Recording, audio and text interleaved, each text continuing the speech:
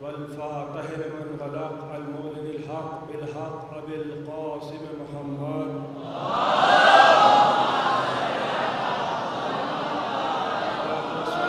أهل بيته الطيبين الطاهرين المعصومين المظلومين الذين أذهب الله عنهم الرجس وطهرهم تطهيرا.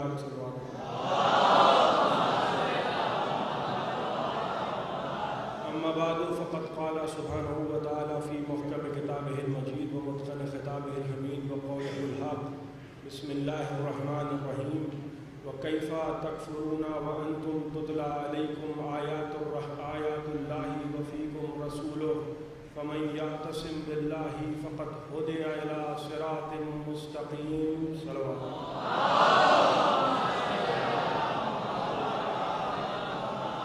حضرات گرامی قدر، میں آپ حضرات کی خدمت میں اس سے پہلے بھی کئی موقعوں پہ حاضر ہوتا رہا ہوں.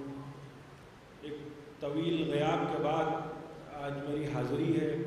انشاءاللہ 6 بجے وقت کی پابندی سے حسینیہ افضل محل میں والد علام آغا روحی صاحب قبلہ خطاب فرمائیں گے، اور اس عشرہ مجالس کی چند مجلسیں میری ذمہ داری ہیں.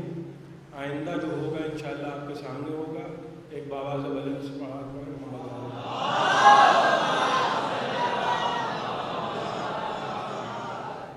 عزیزان محترم، سورہ آل عمران کی جس آیت کی تلاوت کا شرف میں نے حاصل کیا ہے، ارشاد رب العزت ہو رہا ہے کہ تم کافر کیسے ہو سکتے ہو اس وقت کہ جب تم پر اللہ کی آیتوں کی تلاوت کی جاتی ہے اور تم میں میرا رسول بھی موجود ہے. یعنی کفر اس وقت ناقابل برداشت ہے، کفر اس وقت ناقابل قبول ہے کہ جب قرآن موجود ہو اور رسول موجود ہو. قرآن کی یہ آیت اس بات کی بین دلیل ہے کہ رسول اس دنیا سے گیا نہیں ہے، بلکہ رسول اس دنیا میں موجود ہے، اور ہم سے سوال کیا جا رہا ہے اور اس کے بعد خود ہی جواب دیا جا رہا ہے کہ وَكَيْفَ تَكْفُرُونَ وَأَنْتُمْ تُتْلَى عَلَيْكُمْ آيَاتِ اللَّهِ، کہ تم کافر کس طریقے سے ہو سکتے ہو کہ جب تم پر ہماری آیتوں کی تلاوت کی جاتی ہے اور تم میں ہمارا رسول موجود ہے.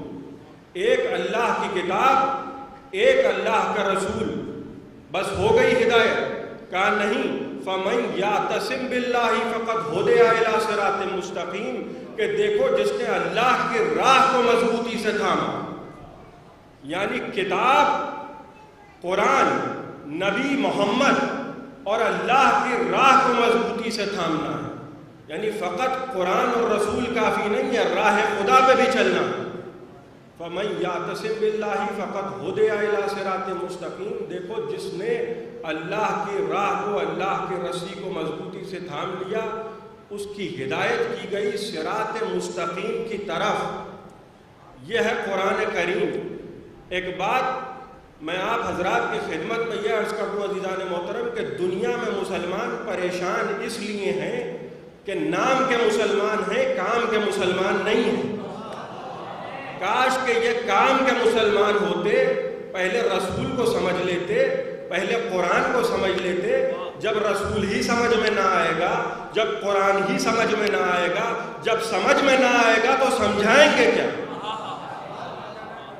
جب سمجھ میں نہ آئے گا تو سمجھائیں گے کیا؟ الجھنوں میں پڑے ہوئے ہیں، ساری دنیا ان سے پریشان ہے، خود ایک دوسرے سے پریشان ہے، اور اوپر سے رسول نے فرما دیا کہ 73 کے 73 فرقے ہو جائیں گے اور اس کے بعد 72 جہنم میں جائیں گے. اگر رسول کہہ دیتے کہ ایک جہنم میں جائے گا تو آج سب تسبیح پڑھ رہے ہوتے کہ وہ تو شیعہ ہیں. آج سب یہی کہہ رہے ہوتے کہ وہ تو شیعہ ہیں. لیکن رسول نے بات کو الٹ دیا، کہا ایک جنت میں جائے گا، باقی سب جہنم میں جائیں گے. آج کی یہ تمہیدی گفتگو ہے، لہذا معروضات آپ کی خدمت میں عرض کر رہا ہوں. مجھ سے بعض لوگوں نے کہا ہے کہ عراق کے حالات بھی بیان کریں. سب کچھ بیان کروں گا، سب کچھ بیان کروں گا. نبی نے فرمایا کہ 72 جہنم میں جائیں گے، ایک جنت میں جائے گا. اب کچھ تو فرق ہوگا ان 72 میں اور ایک میں. اگر رسول کہتے کہ ایک جنتی ایک جہنم میں جائے گا تو آج سب خوب اتحاد ہو جاتا.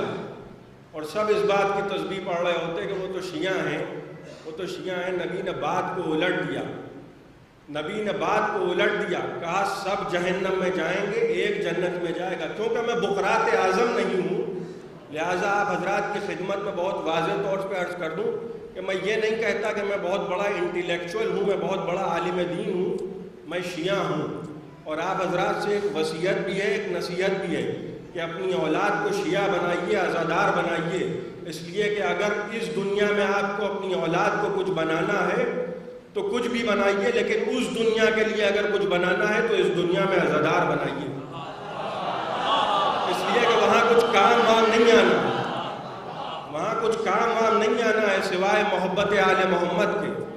جب ہم اپنی جھولی بھر کے پھیلائیں گے کہ پروردگار ہمیں ہماری نمازوں کا اجر دے، ہمارے روزوں کا اجر دے، ہمارے حجوں کا اجر دے، ہماری زکاتوں کا اجر دے، تو ایک آواز پس غیب آئے گی کہ اے اجر مانگنے والے، ایک اجر ہم نے بھی تو مانگا تھا۔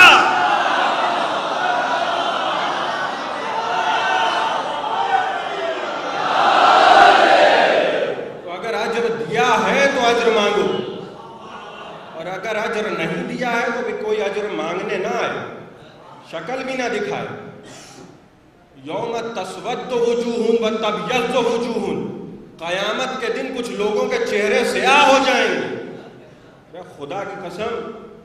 اور اگر کسی کو مجھ سے شکایت ہو تو شکایت مجھ سے نہ کرے، بلکہ شکایت FIR سیدھے قرآن کے خلاف، تو میں قرآن سے ہٹ کے بات نہیں کروں گا۔ اور میں نے اپنا عنوان بھی جو منتخب کیا ہے بتصدق چہاردہ معصومین، وہ ہے قرآن اور ہم۔ اسی عنوان پہ انشاءاللہ میں ان گفتگو کو جاری رکھوں گا۔ اجر دیا ہے تو اجر مانگو، اور اگر اجر نہیں دیا ہے تو کوئی اجر نہ مانگو۔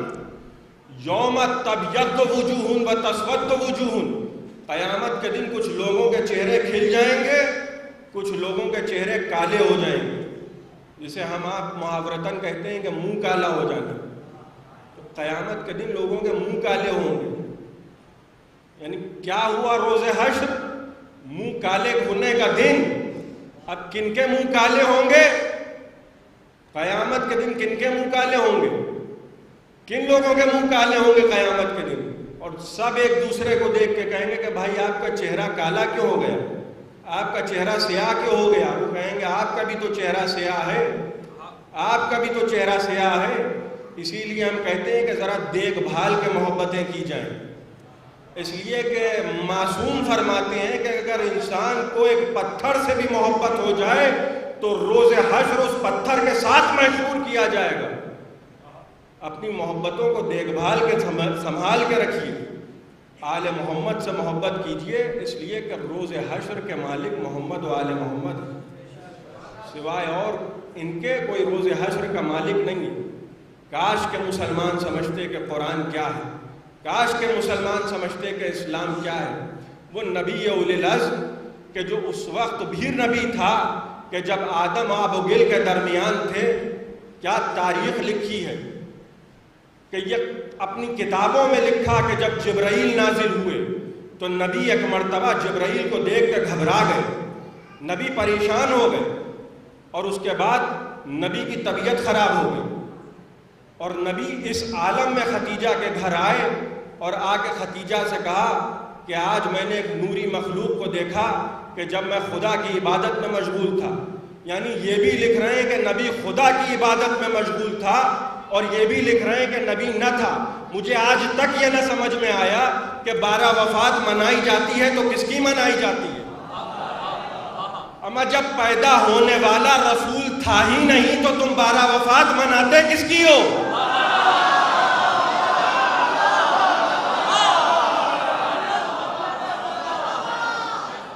اب یہ تاریخ ہے عزیزان محترم، یہ تاریخ ہے کہ نبی گھبرا گئے، نبی پریشان ہو گئے، اور اپنی بیوی جناب ختیجہ کے پاس آئے اور کہا کہ میں نے ایک نوری مخلوق کو دیکھا، اور جناب ختیجہ نے کہا کہ میرے ایک رشتہ دار ہے کہ جو تورات کا عالم۔ اب یہ کمال ہے، جو قرآن پڑھنے کا دعویٰ کرے وہ رسول کو نہ سمجھ پائے، عالم تورات بتائے گا کہ یہ کون ہے۔ کہا وہ تورات کا عالم ہے، وہ بتائے گا۔ ورقہ ابن نوفل کے پاس جناب خدیجہ رسول کو لے کر آئیں